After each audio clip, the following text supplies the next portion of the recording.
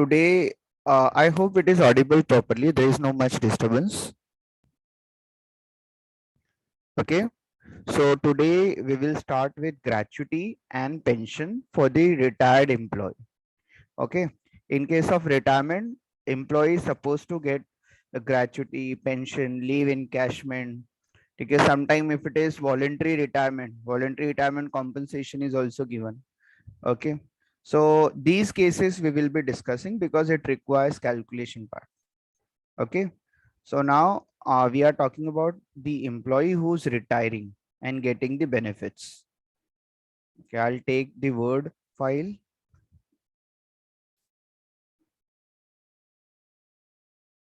Okay, so let's start.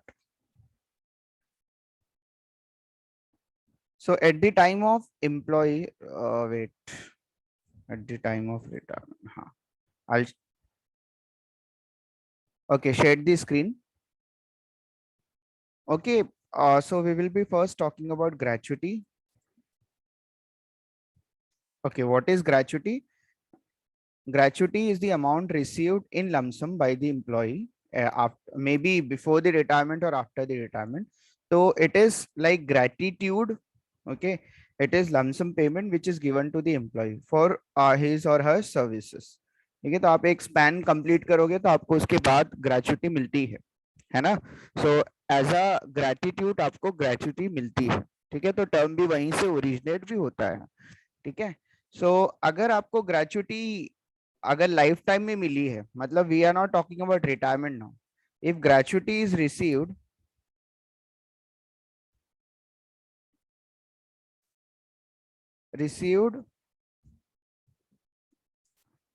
during the life of employment,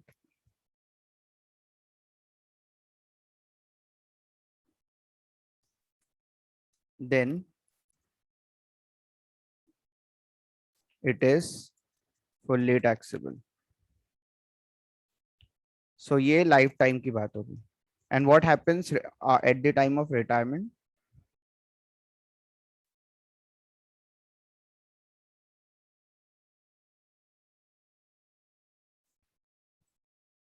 Retirement में there are two type of employee. One is government employee.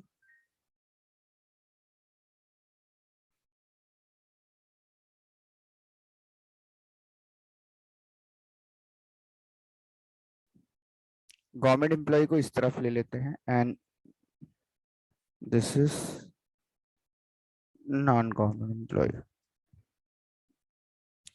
Okay. So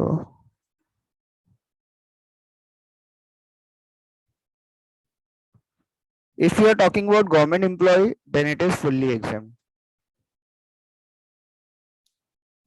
If the person is government employee, the gratuity received by the government employee at the time of retirement is fully exempt. ठीक है. अब यहाँ पे हम लोग non government employ की बात करेंगे and non government employee is further divided into two part. One is covered by gratuity act and the other is not covered by gratuity act. ठीक है. सो कुछ चीजें एकदम क्लियर रखना है. कौन कौन सी? एक तो ग्रेचुटी लाइफ टाइम में रिसीव हुआ है, मतलब जब एम्प्लॉय वाज वर्किंग और उस वक्त उसको ग्रेचुटी मिला है तो वो फुल्ली टैक्सेबल होता है. ठीक है, तब के हम लोग बात नहीं कर रहे. We are talking about retirement. Retirement में भी if the person is government employee तो उसका ग्रेचुटी जो होता है फुल्ली एग्जेम्प्ट होता है. ठीक है. नाउ अगर नॉन गवर्नमेंट एम्प्लॉय है तो may be the person is covered by gratuity act और the person is not covered by gratuity act. Okay, what happens if the person is covered by gratuity act? Gratuity exempt lower of the following. ठीक है, lower of the following. किस किस चीज का lower? One is maximum 10 lakh.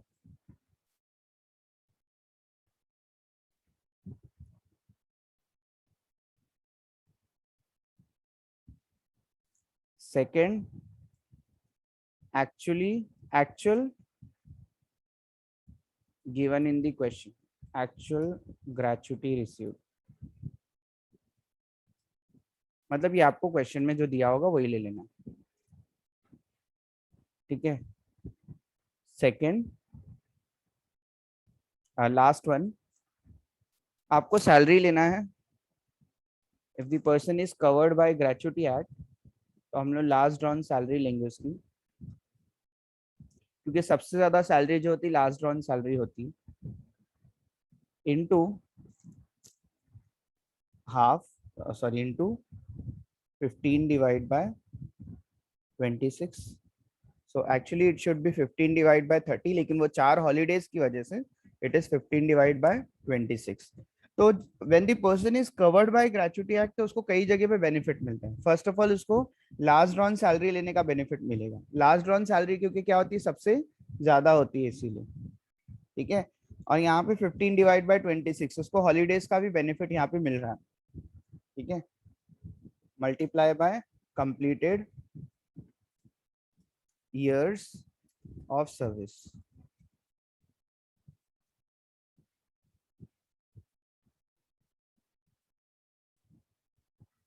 round up if it is in excess of, if it is 7 month or more, ठीक है। तो अगर किसी एम्प्लॉय ने 40 years and 6 month कंप्लीट किया है, तो यू विल टेक 40 years। अगर किसी एम्प्लॉय ने 40 years and 7 month किया है और the person is covered by gratuity act, तो आप उसके लिए 41 years ले लेंगे, ठीक है। तो जो आपके डेसिमल में मंथ्स आते हैं, अभी जरूरी नहीं ना कि आप एकदम एग्जैक्टली 40 years कंप्लीट करें, या फिर 50 years कंप्लीट करें, या फिर 35 years कंप्लीट करें, या 31 years कंप्लीट करें, ठीक है। यहाँ पर हो सकता है कि आपको क्या हो, आपके मंथ्स भी होंगे यहाँ पे, है ना। और अगर मंथ्स होंगे तो उस केस में आपको क्या करना है, मंथ्स के केस में आपको ध्यान देना है कि अगर वो 7 मंथ है और उससे ज्यादा है, 7, 8, 9, 10, 11, 12 मंथ्स तो नहीं होगा ना, 12 मंथ्स होगा तो पूरा ईयर ही काउंट होगा वो, ठीक है। तो 7, 8, 9, 10, 11, अगर ऐसे कुछ मंथ दिखते हैं तो आप उसको क्या करना पड़ेगा, राउंड अप करना पड़ेगा। राउंड अप मतलब अगर 40 years एंड 7 मंथ है तो आप उसको 41 years ले लेंगे, ठीक है। 31 years एंड 11 मंथ्स है तो आप उसको 32 ले लेंगे। राउंड अप करना है अगर 7 मंथ और मोर है तो, ठीक है। Now talking about person who is not covered by gratuity act, so more or less things are same only, things are same only, same होता है, ये मैक्सिमम सेम है, ये एक्चुअल ग्रेचुटी रिसीव्ड यहाँ तक के सेम है। यहाँ पे हम लोग लेते हैं लास्ट 10 months एवरेज। अब ये कुछ खास नहीं है, क्योंकि क्वेश्चन में लास्ट 10 months के आप लास्ट ऑन सैलरी भी ले सकते हैं, प्रीवियस जैसे हम लोग लेते थे, ठीक है। ये लास्ट 10 months एवरेज मतलब अगर बीच में आपकी सैलरी चेंज हुई है, ठीक है, तो उसके लिए आप एवरेज निकालते हो लास्ट 10 month का। लेकिन अगर सैलरी चेंज नहीं हुई है तो last drawn salary is equal to your last 10 months average, same ही आएगा आपको, ठीक है। एवरेज निकालते हैं, ठीक है, मैं निकाल के आपको बताऊंगा। तो last 10 months average 15 divide by 30 आएगा। यहाँ पे इनको हॉलीडे का बेनिफिट नहीं मिलता, ठीक है। या फिर इसको अगर आप चेंज करेंगे तो 15 1 जा 15 2 जा, तो ये हाफ हो जाता है, ठीक है। और 15 डिवाइड बाय 30 तो हाफ हो जाता है actually. Completed years of service, और यहाँ पे उसको ऑप्शन नहीं मिलेगा ये राउंड करने का, मतलब अगर 41 years और 7 month है या 8 months है तो आप उसको 42 नहीं करेंगे, ठीक है। 40 years एंड 11 months है, आप उसको 41 years नहीं मानेंगे, ठीक है। So let me know if gratuity is clear. Gratuity में दो टाइप के एम्प्लॉय, आपको रिटायरमेंट की बात कर रहा हूँ, दो टाइप के एम्प्लॉय पहले चेक करना है। One is government employee and the other is non government employee. Government employee के लिए कोई कैलकुलेशन नहीं होता, gratuity is always exempt. Non-government employee is further divided into two: covered by gratuity act, not covered by gratuity act. ठीक है, if the person is covered by gratuity act, then lower of this. If the person is not covered by gratuity act, then the lower will be this. देखा जाए तो दोनों same है, देखा जाए तो दोनों सेम है.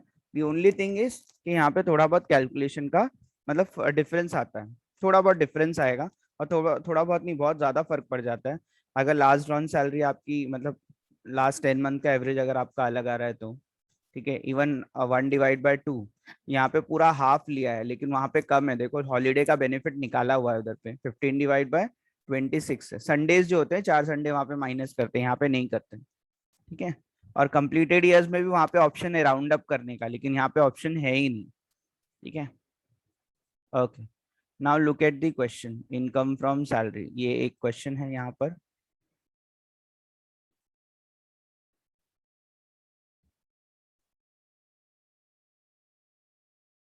हाँ, ये देखो.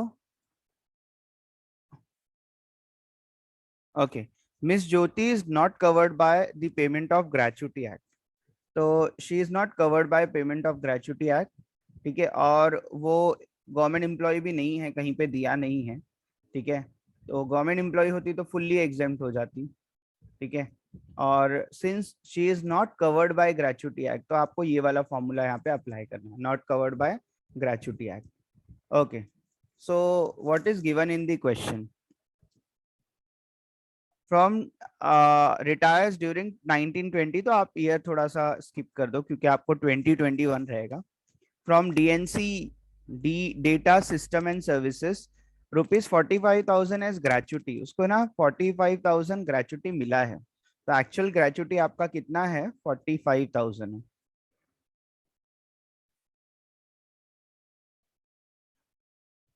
ठीक है.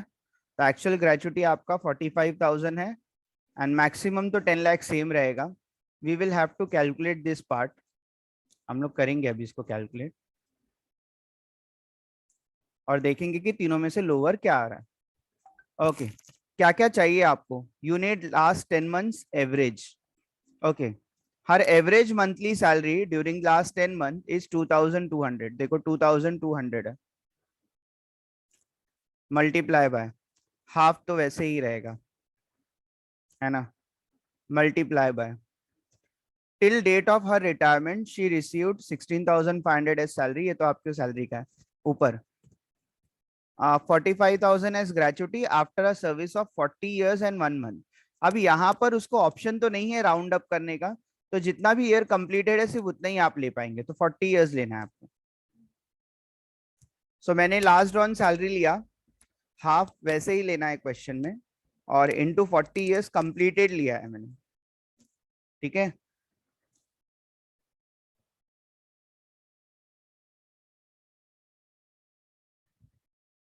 ओके, इसका आंसर क्या आएगा वो हम लोग को देखना पड़ेगा. अगर किसने कैलकुलेट किया तो बताओ, अदरवाइज मैं खुद ही कैलकुलेट करता हूँ. ओके, इज 2,200 मल्टीप्लाई बाय 0.5, मतलब हाफ का मतलब क्या होता है? 0.5 ही होता है, into 40. So 2,200 multiply by 0.5 then 40, answer is 44,000. Answer is 44,000. ठीक है. So what is lower? 10 lakh और 45,000 और 44,000. क्या लोअर आएगा तीनों में से?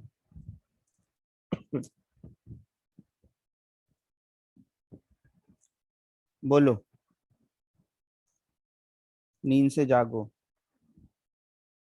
लेक्चर पे ध्यान दो.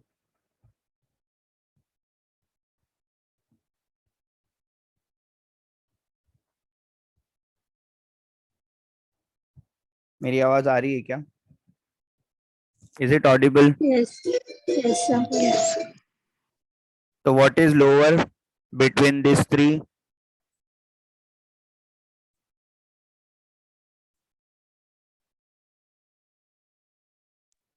44,000. 44,000। ठीक है, तो ग्रेचुटी में से लेस करना है आपको एग्जेम्प्ट, दैट इज 45,000 मुझे ग्रेचुटी मिला था, जिसमें से लेस करना है exempt, that is 44,000 equal to 1,000 is your taxable amount. ठीक है, सो ग्रेचुटी कितनी टैक्सेबल होगी यहाँ पे 1,000, क्योंकि एग्जेम्प्ट कितनी है, लोअर ऑफ दिस थ्री, तो लोअर ऑफ दिस थ्री क्या है, 44,000 है। ठीक है, हमेशा यही लोअर आता है, ध्यान से, इसलिए आपको कैलकुलेशन तो करना पड़ेगा। ये तो स्ट्रेट 10 लाख दिया है, ये तो एक्चुअल रिसीव्ड क्वेश्चन में ही दिया होगा, ये आपको कैलकुलेट करना पड़ेगा, लास्ट ऑन सैलरी लेना पड़ेगा इनटू हाफ इनटू उसकी कंप्लीटेड ईयर्स जो है वो लेना है। ठीक है, चलो we will move on to our next question also. यहाँ पे है ओके, इस क्वेश्चन को पूरी तरह से हमने कंप्लीट नहीं किया है, इस क्वेश्चन को ही कंप्लीट कर लेते हैं। एक्सेल शीट तो लिया था मैंने यहाँ पे,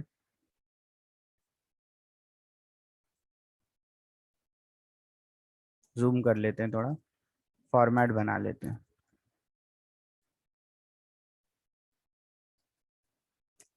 particulars amount and amount,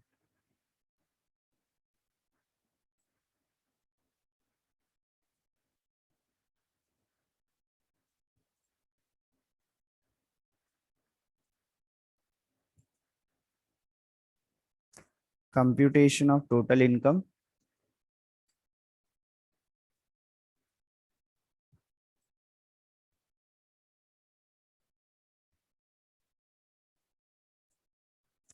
question number 6.7।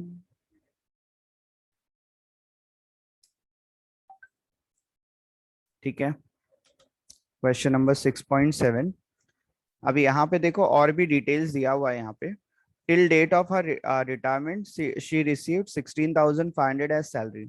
उसको रिटायरमेंट डेट तक के उसको 16,500 सैलरी भी मिला है। ठीक है, तो उसका रिटायरमेंट कब हुआ है, कौन सी डेट को उसका रिटायरमेंट हुआ है वो देखना पड़ेगा आपको। Miss Jyoti not covered by gratuity retires during the 1920 from DNC 45,000 as gratuity till determine the amount of taxable. ये तो कहीं दिया ही नहीं है कि उसका रिटायरमेंट कौन सी डेट पे हुआ है।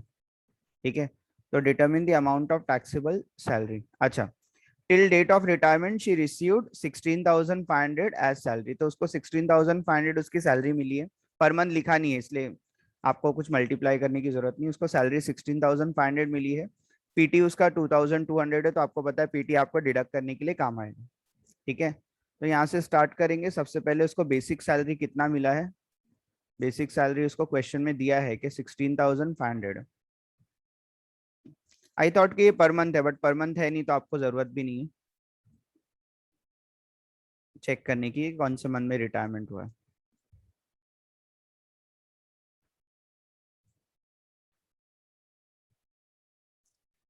ठीक है, बेसिक सैलरी दिया है क्वेश्चन में ऑलरेडी। इसके अलावा उसको क्या मिला है, ग्रेचुटी। ग्रेचुटी कितना मिला है उसको, 45,000। हम लोगों ने अभी कैलकुलेट किया कि एग्जाम कितना होगा, लेस एग्जाम कितना है, इधर पे लिख लेंगे कि वर्किंग नोट देखना है आपको।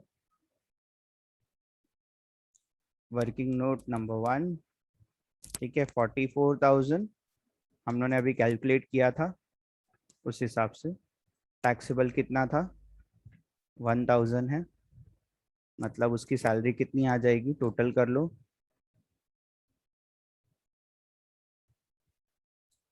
ठीक है, 17,500 लेस करेंगे डिडक्शन अंडर सेक्शन 16। कौन कौन सी डिडक्शन मिलेगी, स्टैंडर्ड डिडक्शन मिलेगी और पीटी। स्टैंडर्ड डिडक्शन वैसे तो आपकी 50,000 होती है, लेकिन इट डिपेंड्स कि आपकी ग्रॉस सैलरी कितनी है।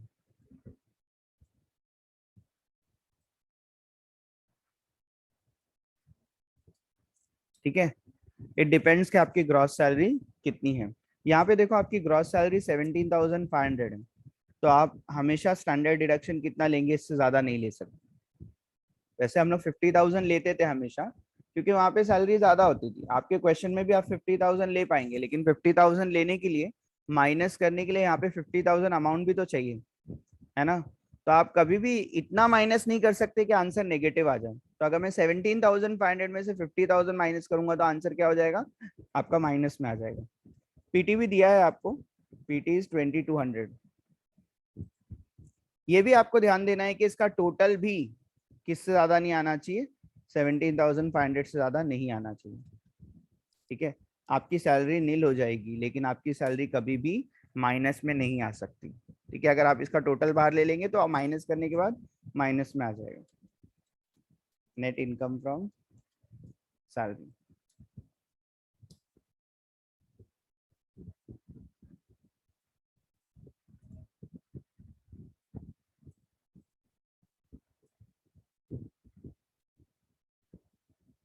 ये मैं आपके ग्रुप में आपको भेज देता हूँ।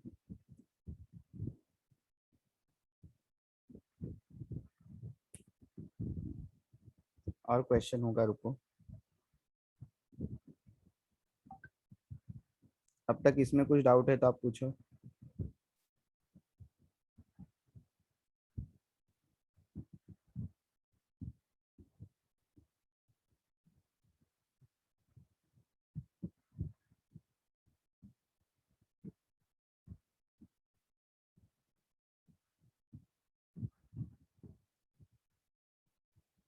हम्म, नहीं, डिडक्शंस का क्वेश्चन है। क्वेश्चन मिल रहा है, हेलो सर। बोलो।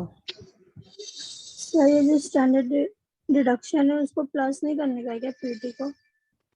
इसको प्लस नहीं करना है, स्टैंडर्ड डिडक्शन प्लस थोड़ी ना होता। अच्छा, ये दोनों प्लस करने की बात कर रहे हो आप। प्लस करेंगे तो बेटा कितना आ हाँ। जाएगा, 19,700 आ जाएगा ना, प्लस करेंगे हाँ तो। सर।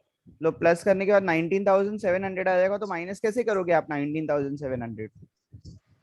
ठीक है, प्लस तो करना होता है, लेकिन यहाँ पे हाँ। अमाउंट भी तो चाहिए माइनस करने के लिए, तो 17,500 से ज्यादा आप बाहर ले भी नहीं सकते। ठीक है ना, ओके। स्टैंडर्ड डिडक्शन आप 17,500 से ज्यादा ले सकते हो, क्योंकि अमाउंट ही नहीं है आपके पास माइनस करने के लिए। जनरली स्टैंडर्ड डिडक्शन कितना होता है, 50,000, है ना। Yes sir. लेकिन यहाँ पर आप 17,500 से ज्यादा नहीं ले सकते, क्योंकि ग्रॉस इनकम ही आपका कितना है, 17,500, और एज पर रूल आपकी सैलरी नेगेटिव नहीं हो सकती। Salary can never be negative. ठीक है, तो आपको ध्यान देना है डिडक्शन के केस में, आप कोई भी चीज ग्रॉस सैलरी से ज्यादा नहीं लेंगे, ना ही स्टैंडर्ड डिडक्शन को। और जब इसका टोटल भी ज्यादा आएगा तो भी हम लोग ध्यान देंगे कि अपन ज्यादा नहीं लेने वाले हैं। ठीक है, तो अगर आप ज्यादा ले ओके। लेंगे तो आंसर माइनस में आ जाता है, तो आपको इस चीज का ध्यान देना है बस। ठीक है, वैसे तो हम लोग टोटल करके बाहर लिखते थे और फिर माइनस करते थे, बट यहाँ पे ध्यान देना है आपको। ओके, देखो अगर मुझे यहाँ से कोई क्वेश्चन मिलता है तो एक और एक क्वेश्चन हम लोग डिस्कस करते हैं।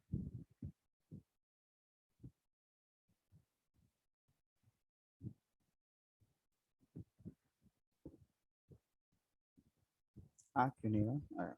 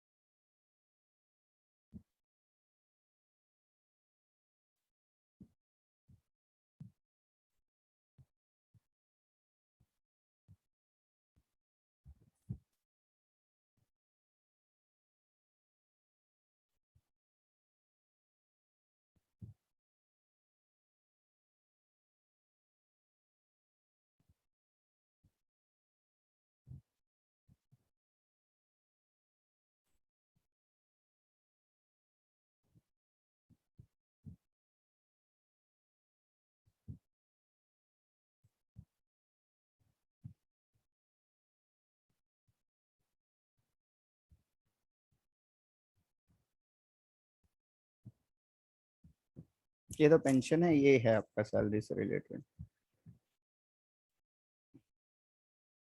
ओके, ये क्वेश्चन हमने ऑलरेडी कर लिया है।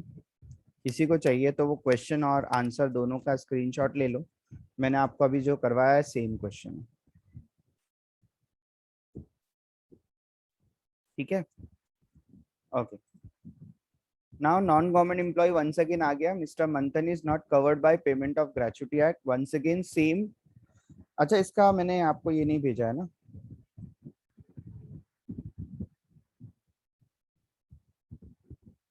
इसका कैलकुलेशन नहीं भेजा था मैंने ग्रेचुटी का, वो भी मैं आपको भेज देता हूँ। कहाँ है WhatsApp group?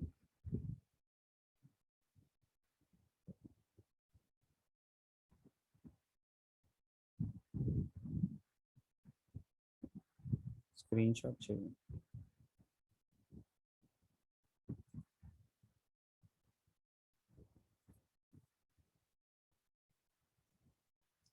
Working note number 1।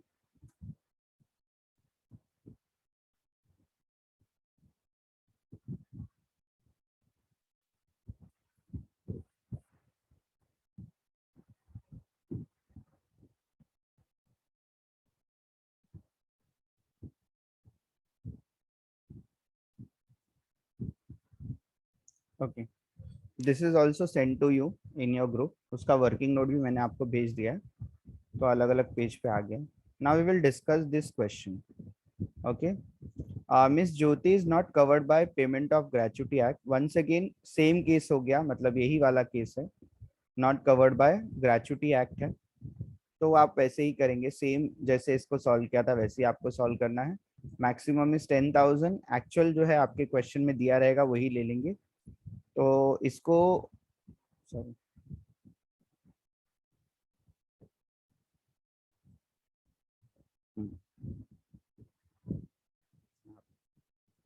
ठीक है। ओके, यहाँ पे देखेंगे, mister Manthan is not covered by payment of gratuity act, retires on 28 February 2021, ठीक है, after serving the employer company for a period of 18 years and 10 months। देखो यहाँ पे दिया 18 years and 10 months, लेकिन आप इसको 19 years नहीं कर पाएंगे क्योंकि ये कवर्ड बाय ग्रेचुटी एक्ट नहीं है, ठीक है, इसलिए इसको 18 years ही लेना है आपको। He was drawing a salary of 5,000 up to September 2020 and thereafter 6,000 per month. तो उसकी सैलरी जो है वो अप टू सितंबर जो है वो 5,000 है। आपको एवरेज सैलरी निकालना पड़ेगा, 2 बार सैलरी दिया है ना, तो आपको एवरेज सैलरी निकालना पड़ेगा, लास्ट 10 मंथ की एवरेज सैलरी उसकी निकालना पड़ेगा। On the retirement he is not in receipt of pension but gratuity 67,500, तो उसको gratuity कितना मिला है? 67,500 मिला है, ठीक है, 67,500 जो है उसको ग्रेचुटी मिला है, तो मैंने वो लिख लिया। अभी मुझे क्या क्या चाहिए? लास्ट 10 मंथ्स एवरेज चाहिए, हाफ तो वैसे ही ले लूंगा मैं, और कंप्लीटेड में भी मैं 18 ले सकता हूँ। ओके, तो इसका आंसर, ये एवरेज जो है ये मुझे कैलकुलेट करना पड़ेगा, और कंप्लीटेड ईयर्स कितने हैं मेरे? 18 ईयर्स है, ठीक है। ये हाफ कैलकुलेट कैसे होगा? आपको चेक करना है कि उसने क्या बोला है। लास्ट 10 मंथ्स मतलब क्या होता है कि फेब्रवरी से पहले 10 मंथ आपको चाहिए। तो अगर आप फेब्रवरी से पहले 10 मंथ आप चेक करेंगे, 10 मंथ की इसकी सैलरी, तो यहाँ से अगर आप पीछे की तरफ जाएंगे तो फेब्रवरी, उससे पहले आता है जैन, उससे पहले आता है दिसंबर, ठीक है, ऐसे 10 मंथ्स आपको पीछे तक, पीछे की तरफ जाना है, ठीक है। तो नवंबर, फिर अक्टूबर, सितंबर, इधर पे क्या आएगा? अगस्त, जुलाई, जून। 10 मंथ्स हुआ क्या? नहीं हुआ। जून, मई, ठीक है, अब हो गया ना 10 मंथ्स। देखो 10 मंथ्स हो गए, ठीक है। फेब्रवरी में देखो उसकी सैलरी क्या बोल रहा है, he was drawing a salary of 5,000 up to सितंबर, सितंबर तक की उसकी सैलरी 5000 थी। कब तक? सितंबर तक। मतलब यहाँ तक की उसकी सैलरी कितनी थी? 5000 थी। उसके बाद क्या हुआ? एंड देयर आफ्टर 6000, इसके बाद कितनी थी? 6000। ठीक है, एवरेज कैसे निकालेंगे? ये सबको प्लस करो और डिवाइड बाय 10 कर दो।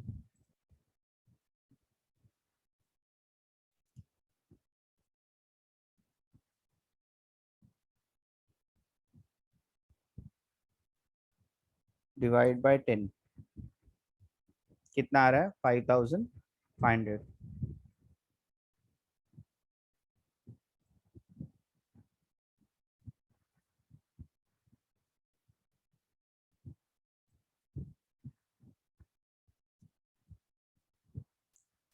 तो मैंने इसको 10 से डिवाइड कर दिया है। Answer is 5500।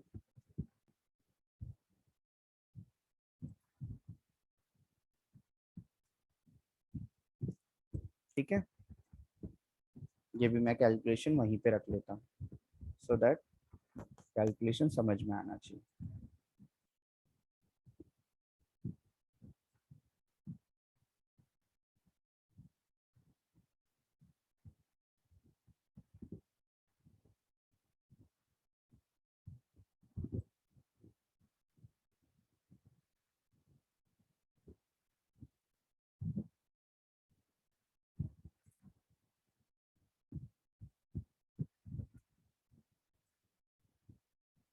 ठीक है, ये निकाल लिया मैंने, लास्ट 10 मंथ का एवरेज निकाल दिया 5500। Okay, now formula is simple. Last 10 months average is 5500, half and completed years. इसका आंसर देखेंगे कितना आ रहा है? 5500 into half into 18। So 5500 into half into 18, that is 49500। ठीक है, सो 49500 इसका आंसर आ गया है। ठीक है, नाउ आवर ग्रेचुटी इज 67500। देखो तीनों में से लोअर किसके आ रहा है? इसको इधर चाहिए ना। हाँ,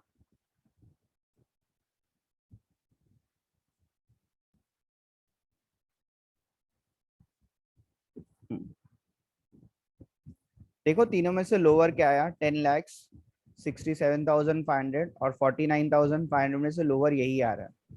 तो yes gratuity, sir. Gratuity is 67,500 minus ये जो आपका आंसर आया है 49,500, मतलब टैक्सेबल कितना रहेगा वो यहाँ पे आपको मेंशन करना है। तो 67,500,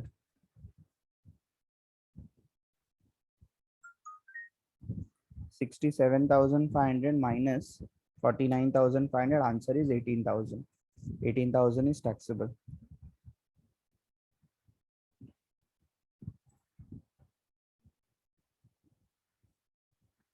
ठीक है, तो ये आपको मैं स्निप करके भेज देता हूँ।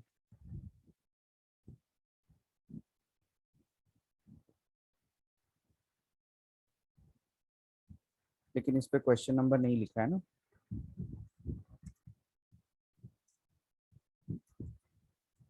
क्वेश्चन नंबर 6.7 या 6.8 कुछ होगा, 6.8। ठीक है, आप स्निप करता हूँ इसको।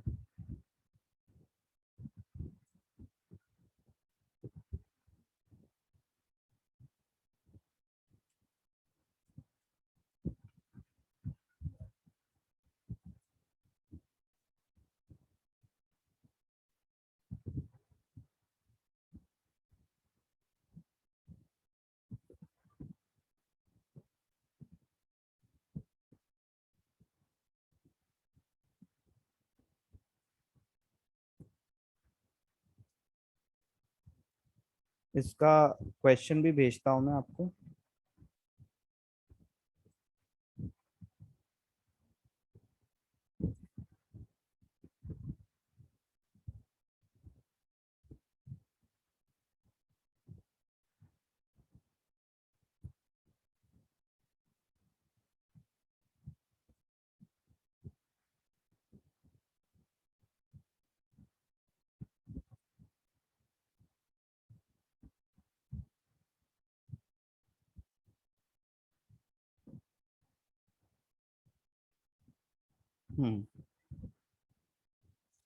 Okay, this is done.